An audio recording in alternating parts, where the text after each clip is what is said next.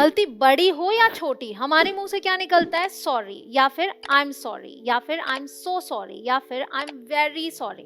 मतलब कुल मिला के हम सॉरी पर ही अटके हुए हैं, उससे आगे कुछ बोल ही नहीं पाते।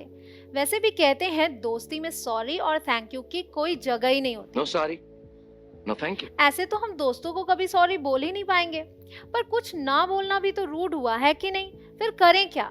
अरे कोई नहीं, मैं हूं ना, मैं आपको बताती हूँ 25 different ways to say sorry in English, और you can say 25 different ways to apologize in English, जिसमें आप सीखेंगे apologizing for small mistakes, informal phrases for slight mistakes, apologizing for a more serious mistake, apologizing for incorrect information, making a formal और serious apology and writing a formal apology. इन सबको सीखने के लिए video में एंड तक बने रहिए। Guys, my name is Kanchan and you are watching me on English Connection. Let's get going. तो सबसे पहले आप कौन से फ्रेजेस सीखने वाले हैं? अपोलोजाइजिंग फॉर स्मॉल मिस्टेक्स, मतलब छोटी मोटी गलती। जैसे आप जा रहे हैं और किसी से टकरा गए तो क्या बोलेंगे? Oh sorry. आप टकराए या फिर आपसे कोई चीज़ गिर गई या उसकी कोई चीज़ गिर गई, आप कोई चीज़ खोल रहे हैं टूट गया, तो आप क्या बोलेंगे? वुप्स सॉरी। All right.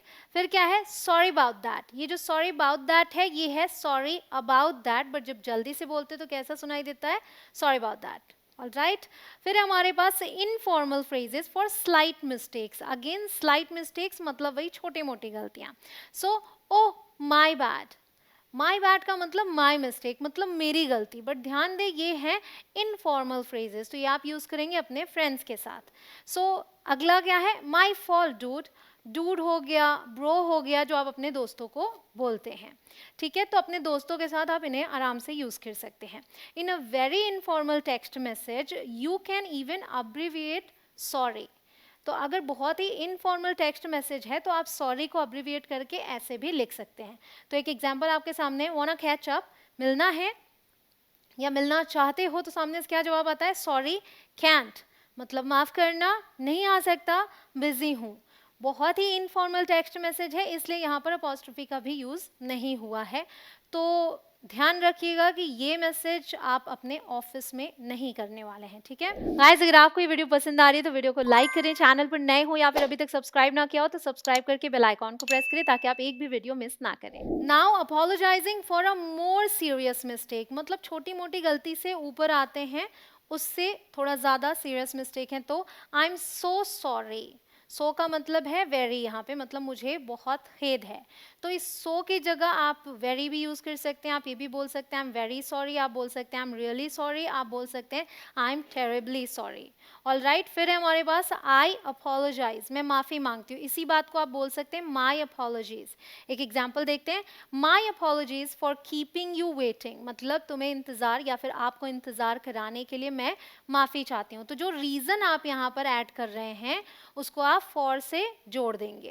अगर आपको ऐसी वीडियोस और चाहिए तो कमेंट सेक्शन में लिखना है दिल मांगे मोर।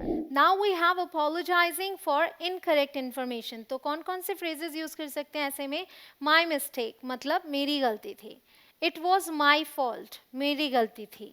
आई हैड दैट रॉन्ग, मैंने गलत समझ लिया। I was wrong on that, ठीक है, तो उस बारे में मैं गलत थी। Sometimes you can say two of these phrases together. आप इनमें से दो phrases को एक साथ यूज कर सकते हैं कभी कभी।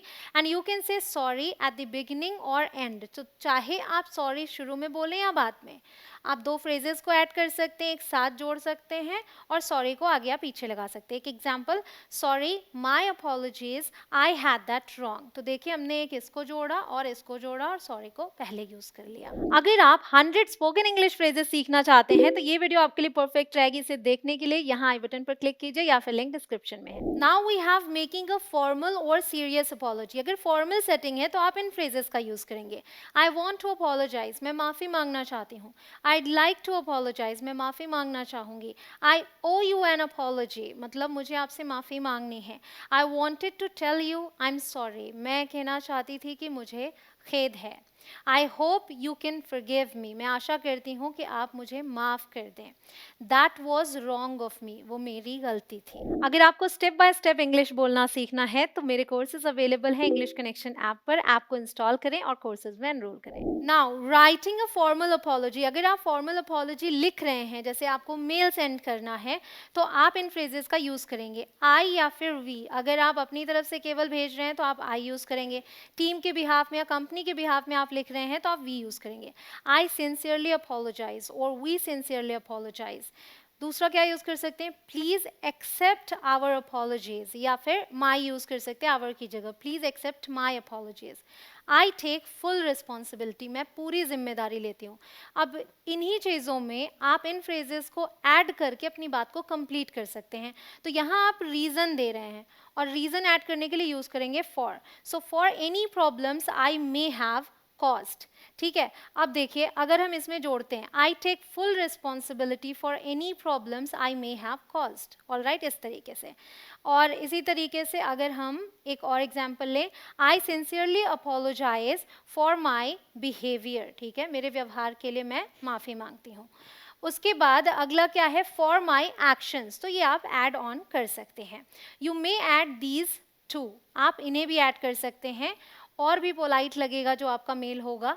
क्या है, how can I make it up to you, मतलब मैं कैसे सुधार सकती हूँ जो गलती हो गई उसे. आई hope you can forgive me, मैं आशा करती हूँ कि आप मुझे माफ़ कर दें. विल यू फॉरगिव मी, क्या आप मुझे माफ़ करेंगे. आई होप आपको ये सारे फ्रेजेस पसंद आए हों. आप जल्दी से इस वीडियो को अपने फ्रेंड्स के साथ कर दीजिए शेयर. मैं मिलती हूँ आपसे अगले वीडियो में. आप करते रहें प्रैक्टिस. जय हिंद.